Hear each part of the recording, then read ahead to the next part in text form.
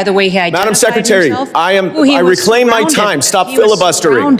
Stop filibustering. Surrounded by gang members of MS-13. Will you give Mr. Abrego Garcia the due process that the Supreme Court and Judge Wilkinson has required you to give him? Abrego Garcia is an El Salvador resident who is in his home country. If he were to come back to this country, he would be immediately removed again. How do you know? He has received and been treated appropriately, so sir, and he is not. How can you say he's been treated appropriately if the Supreme Court has ruled 9-0? 9-0 that he hasn't been treated appropriately. Why is your opinion better and have more authority than the Supreme Court? Hello, Patriots.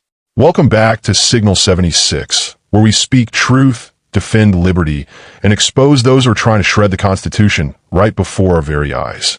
Today, we're diving deep into a heated Capitol Hill moment that reveals just how far some of these radical leftists are willing to go to protect criminals and undermine our justice system. This isn't just political theater. This is a battle for the soul of our country. We're talking about the explosive exchange between Congressman Dan Goldman and Governor Kristi Noem, a woman who stands tall for law and order. But what we witnessed in this exchange goes far beyond just two opposing views. No, Patriots, what we saw was the mask ripped off.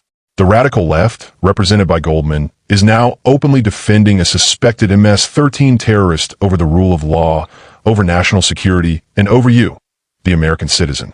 So before we get in the thick of it, make sure to smash that like button, subscribe to Signal 76, and drop a comment below. I want to hear how you feel about this madness. And don't you dare click away, because at the end of this video, I'm going to tell you exactly what we must do, together, to stand up for America, for truth, and for our future. Main body. I now recognize Mr. Goldman for 5 minutes questioning. Thank you, Mr. Chairman. I would like to go back to Mr. Kilmar Abrego Garcia's case, Madam Secretary. But my first question for you is a pretty simple one. It's basic civics. Which branch of government does the Constitution give the authority to interpret what the law is, the judiciary or the executive branch?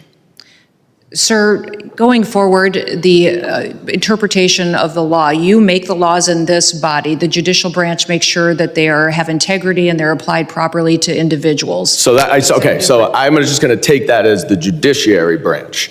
Now, let's focus for a second on what the judiciary branch has said about this case. We know the Supreme Court has said 9-0 that notwithstanding your statements under oath here today that Mr. Kilmar Abrego Garcia was afforded due process, he was in fact not afforded due process, because then if he were, you would have seen the withholding order that did not permit him to be deported to El Salvador.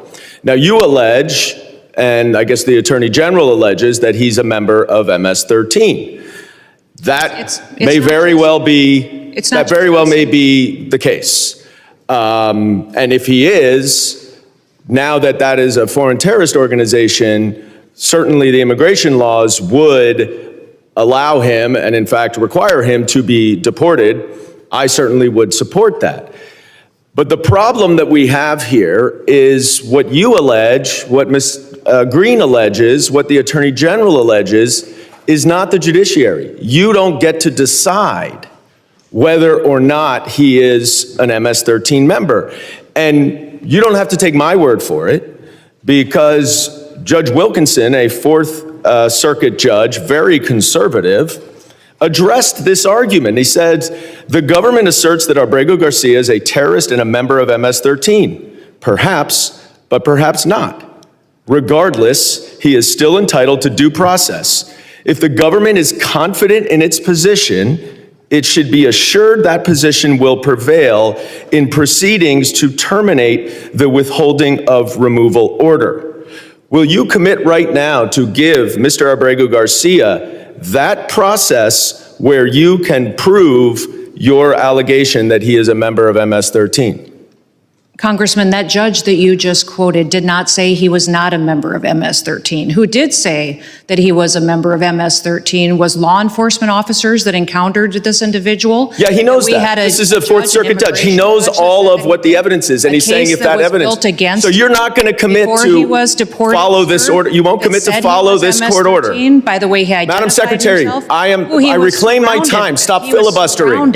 Stop filibustering. Surrounded by gang members of MS-13. Will you give Mr. Abrego Garcia the due process that the Supreme Court and Judge Wilkinson has required you to give him? Abrego Garcia is an El Salvador resident who is in his home country. If he were to come back to this country, he would be immediately removed again. How do you know? He has received and been treated appropriately, sir, and he is not. How can you say he's been treated appropriately if the Supreme Court has ruled 9-0? 9-0 that he hasn't been treated appropriately. Why is your opinion better and have more authority than the Supreme Court? Investigators, 2 judges, an immigration court that all said he was MS-13 and was removed from this country. But you understand, that is you saying that. That is you saying that. That is them saying that. This No. is investigators and law That is enforcement you officers making that in the case they determination. built against him. If you don't The trust our law court enforcement has officers considered all that. and The judge has considered all that, then Madam who do you Secretary. trust if you And don't if you would be trust quiet judges? because I'm reclaiming my time, you are not following this court order. But let's focus on the court order, because this opinion also says that to facilitate, which the Supreme Court is requiring, is an active verb. It requires that steps be taken. What steps have you taken to return Mr. Abrego Garcia to allow him to get due process? Abrego Garcia is in his home country. What steps have you taken?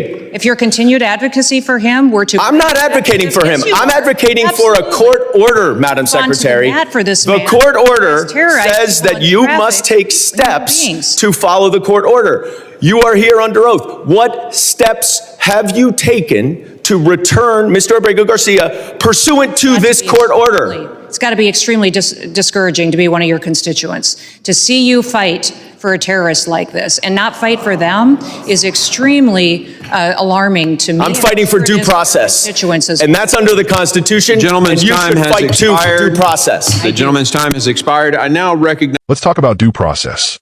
That's the buzzword Goldman couldn't stop using as he attacked Governor Noem. But here's the thing. When a judge, the Supreme Court, or a lawyer from Washington says due process, what they're really doing today is twisting the Constitution to shield criminals. Yes, even known, confirmed, dangerous criminals from being held accountable. Goldman wasn't standing for justice. He was standing for lawlessness. Kilmar Abrego Garcia, a name you need to remember. This man, according to law enforcement and multiple judicial authorities, is a suspected member of MS-13, one of the most violent, bloodthirsty gangs in the Western Hemisphere. These thugs specialize in murder, human trafficking, and terrorizing communities across America. And instead of ensuring that Garcia never sets foot in our country again, the left is playing legal gymnastics to drag the process out, delay deportation, and call it justice. What Governor Noem did was stand her ground. And let me tell you, patriots, it takes courage to stand in the lion's den and call out the lies. Goldman tried to silence her, cut her off, and even told her to be quiet. That's how the radical left operates. When they can't win an argument, they attack, silence, and shame. But here's the truth. No court order should force us to welcome violent thugs into this country. Due process does not mean protecting foreign terrorists from being deported. It means respecting the rights of Americans first, not using taxpayer money to defend those who would harm our families, communities, and values. This exchange was about more than Garcia. It was about how far our system has fallen when people elected to represent us are spending their time defending gang members instead of protecting our borders, enforcing the law, and standing with law-abiding citizens. That's why Signal 76 exists, to shine a light on this betrayal, to give patriots like you the truth that the mainstream media and the DC swamp don't want you to hear. Call to action. So what can you do? It starts with awareness, but it doesn't end there. Share this video. Send it to your friends, your neighbors, your church groups. Comment below and let your voice be heard. Do you stand with Governor Noem? Do you believe America should protect its citizens before it protects foreign gang members? Subscribe to Signal 76 and join the growing movement of truth tellers, Constitution defenders, and unapologetic patriots who are ready to take our country back. This is our line in the sand. Patriots, the time to be silent is over. The time to act is now. Stay strong, stay bold, stay free.